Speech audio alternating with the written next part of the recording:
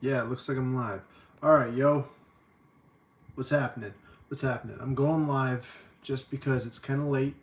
It's kind of late as I'm recording this, and I didn't want to make a full blown video, so I thought I'd just make a video going live, basically. So, this is my first time doing live on mobile. Uh, looks interesting. Looks interesting.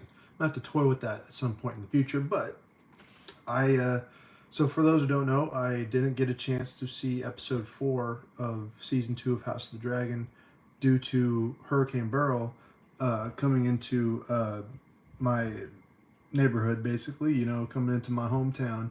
So I didn't get a chance to see episode 4. So today I watched episode 4 and 5 back to back.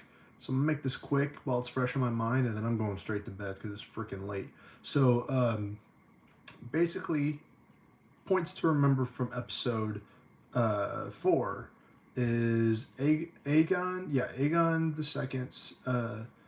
You know, we see a deep dive into his character a little bit. We get to see him, take on a different.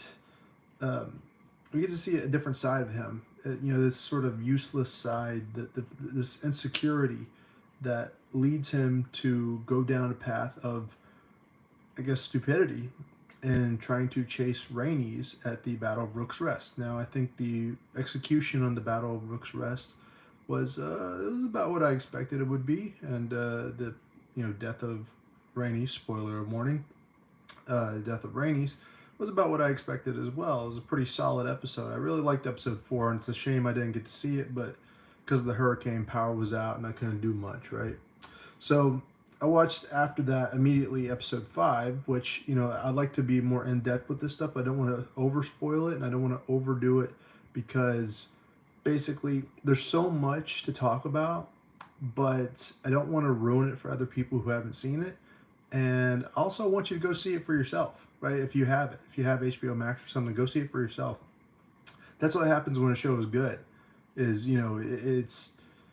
it's something that's worth talking about, right? Like when a show is actually good, it's like, go see it. I don't have to spoil it for you because I want you to actually engage with it. So, episode 5, we see that Aegon has been injured from the last episode.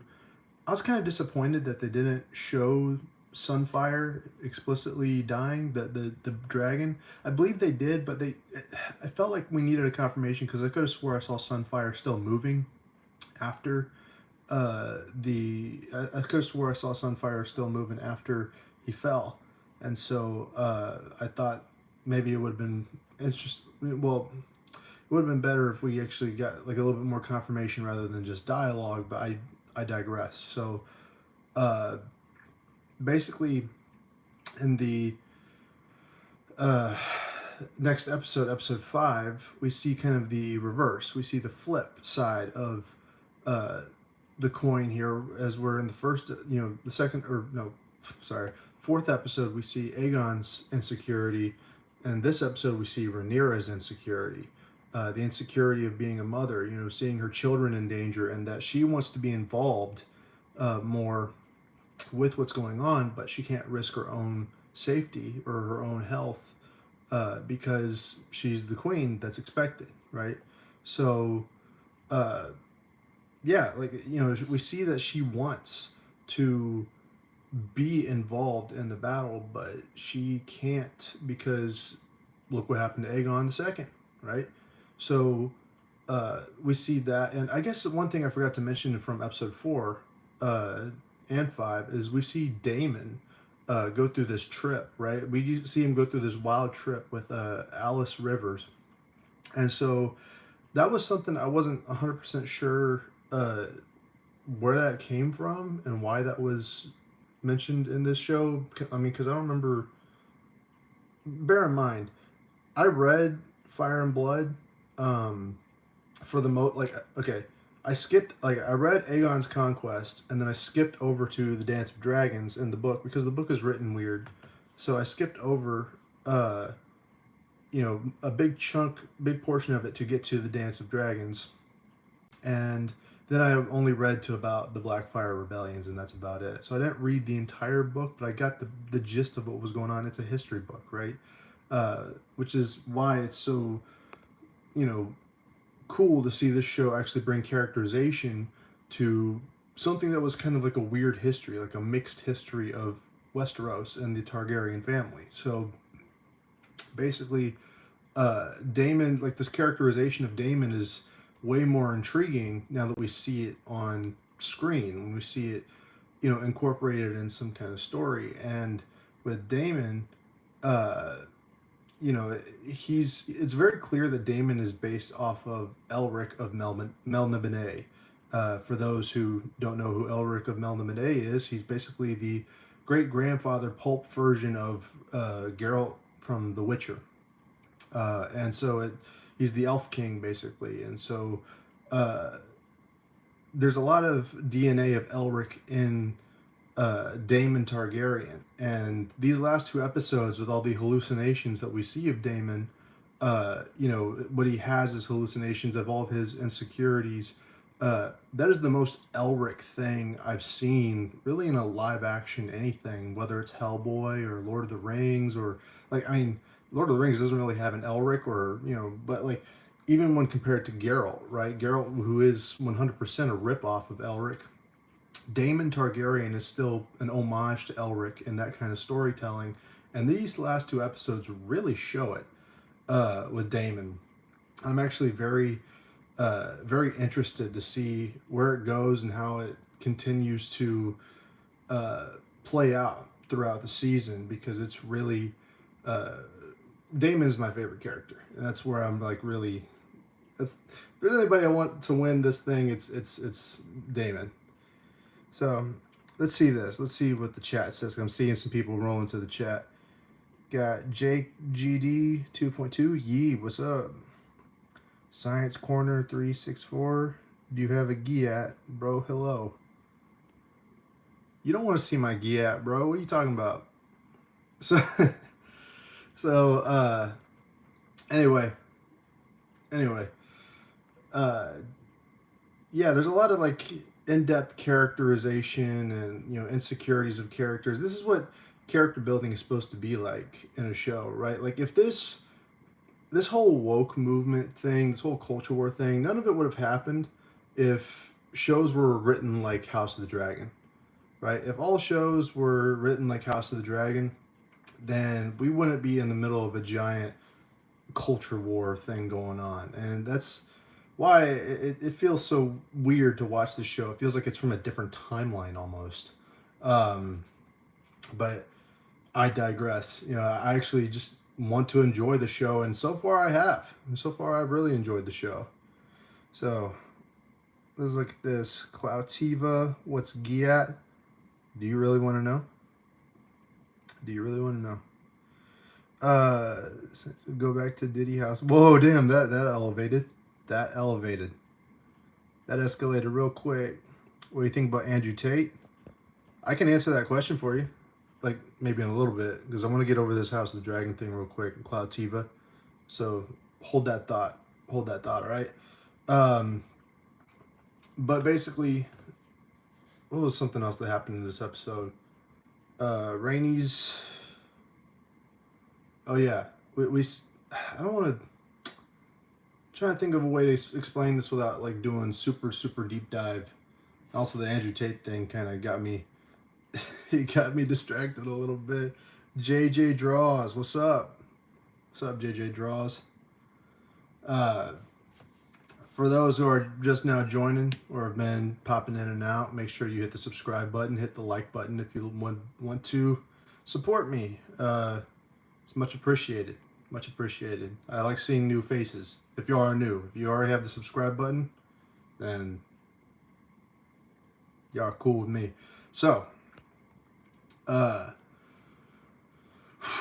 dragons. Yeah, JJ Draws, what's up? Thank you, man. Yeah, it's pretty late. It's nothing, not much to do. It's just late. I'm gonna try to make this fast if I can, because, bro, it's late. So if you're just joining, I watched House of the Dragon episodes 4 and 5 back to back, and I'm trying my best to do a review. But I'm so freaking tired that it's coming off as just brain rot. Uh,